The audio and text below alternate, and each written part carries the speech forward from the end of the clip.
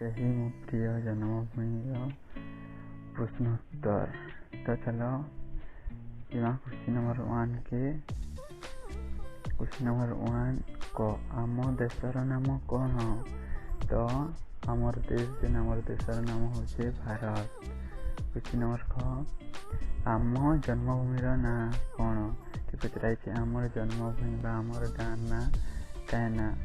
तो तार आंसर है आम जन्मभूमि नाम जपरी तुम गाँव नाम जपरी थो सेपरी दब। जन्मभूमि पाद किए धोई दिए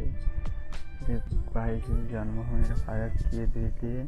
तार आंसर है जन्मभूमि पाद सागर धोई दिए लहरी द्वारा। क्यों माने आम भाई भौणी। तार आंसर है सभी आम भाई भौणी। क्वेश्चन नंबर 1 आमे जन्मभूमि नाम किपरि रखिबा? आमे जन्मभूमि नाम